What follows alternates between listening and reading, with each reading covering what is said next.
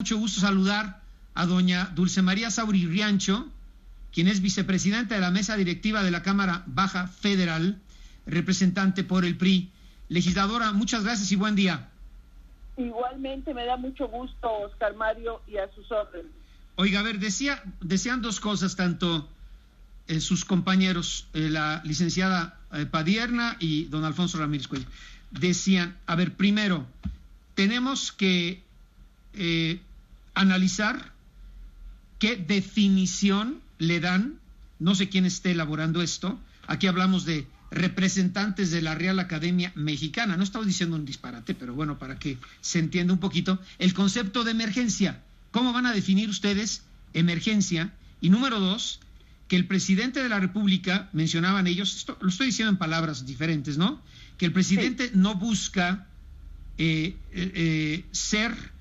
pues que el Ejecutivo Federal tenga un superpoder para controlar y hacer uso discrecional sin límite del gasto público, de los ingresos por impuestos, ¿no? Porque hay otros también, sino más bien una reorientación del gasto por esta situación de emergencia, y habría que estar muy pendientes de si todos ustedes en el Congreso, en la Cámara Baja, aceptan la definición de emergencia. Bueno, esto es parte de lo que platicamos con ellos, compañeros de oposición, y dígame usted su reflexión. La primera cuestión, Oscar Mario, es que esta iniciativa es concentradora aún más de poder en la presidencia de la República. Y efectivamente no hubo en la iniciativa del Ejecutivo una definición de emergencia económica, como tampoco la hay en el proyecto de dictamen que se está circulando en estos días. La cuestión es muy sencilla. El artículo 21 tiene una serie de fracciones donde se va estableciendo la actuación conforme se detecta una caída de los ingresos públicos. Por cierto, Oscar Mario, de acuerdo a la información disponible, en el primer trimestre del año cayeron en alrededor de 155 mil millones de pesos los ingresos públicos. ¿Qué porcentaje del total es eso? La quiero interrumpir porque es importante. Aquí decían si se recauda menos del 3%, si se recauda menos del 3%. ¿Qué porcentaje son estos 150 mil? Sí, de un total estimado de 6.2 billones, todavía en términos de ingresos no alcanza, pero ya hay una caída. Pero ahí se dice, muy bien, si hay la caída del 3%, entonces se activan estos mecanismos de revisión. Pero al introducir el artículo, en la fracción ter de este artículo, establece este concepto de emergencia. Y además, en este dictamen se dice que va a entender emergencia cuando descienda 1% o más el Producto Interno en un trimestre y también haya descendido en el trimestre anterior. Casi el concepto de recesión económica se manejan. En ese sentido, desde mediados del año pasado, ya deberíamos estar en emergencia económica. Así de ambiguo es. ¿Qué significa esto para el Ejecutivo? Prácticamente el cálculo que se ha estado manejando ahora, que en el presupuesto 2020 puede hacer un uso arbitrario de más de casi 700 mil millones de pesos. Porque hay otra parte del presupuesto que son, vamos a decir, partidas irreductibles. Por ejemplo, las asignadas a sueldos y salarios, a pensiones y al pago de la deuda, por ejemplo. Pero todo lo demás puede, en caso de una declaratoria de emergencia en estos términos, hacer lo que considere. ¿Y qué significa esto? Aquí, Oscar Mario, vámonos un poquito atrás.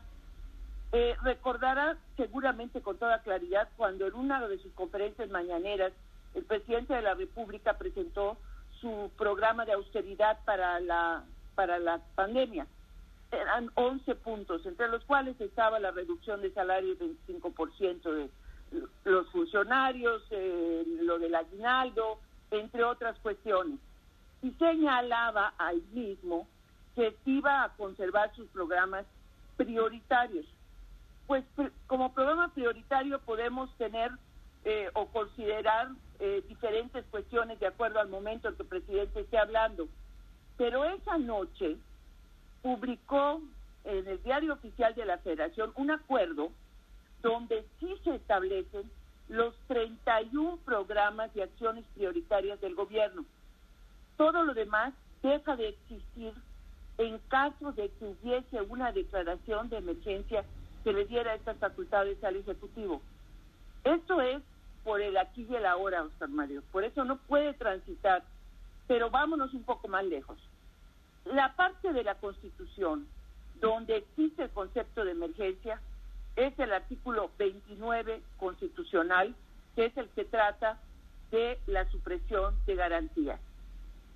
Prácticamente un estado de excepción. Y lo tiene en materia de seguridad, pero también señala la posibilidad de una emergencia, vamos a decir, en esa falta de seguridad y en la declaratoria de restricción de garantías, habla de una parte económica de esa emergencia, pero no tiene ninguna manera, vamos a decir, de llevar el concepto de la reforma a la ley de presupuesto a la emergencia del 29.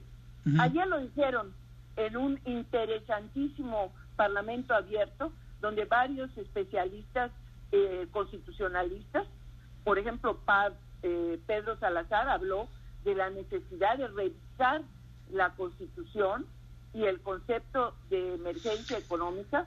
A ese nivel tendría que estar. Oiga, pero ahí está la clave, perdón, diputada. Por ejemplo, aquí nos están llegando ahorita pues muchos comentarios. Gracias por WhatsApp. Quieren que repita el número con gusto, con 55-8232-9049. Pero bueno, es que dicen, a ver, tienen que ponerse de acuerdo en lo que es una emergencia y de qué tipo. Primero, emergencia económica, número 1. 2, emergencia sanitaria o emergencia sanitaria y económica. Nos están escribiendo esto, ¿no? Pero usted, por favor, me da su opinión.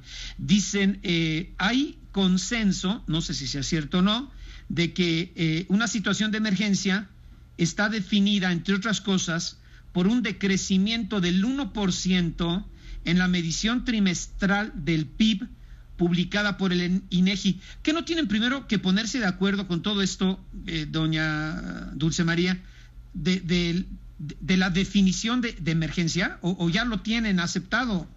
No, definitivamente.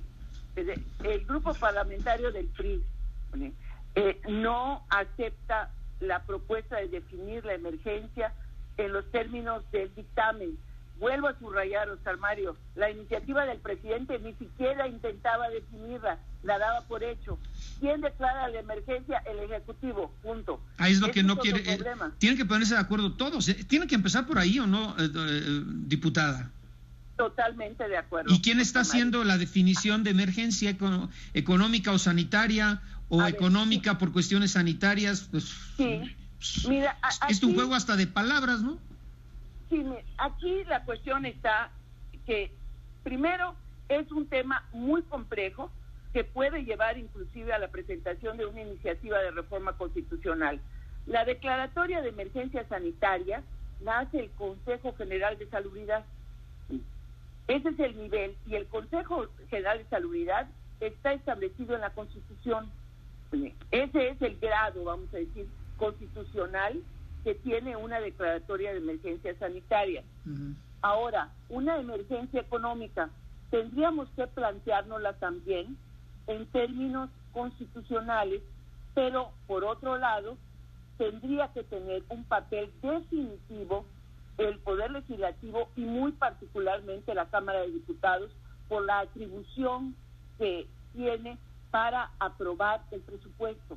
No se le puede dejar a la Cámara de Diputados fuera de esa ecuación. Oiga, están a unas horas,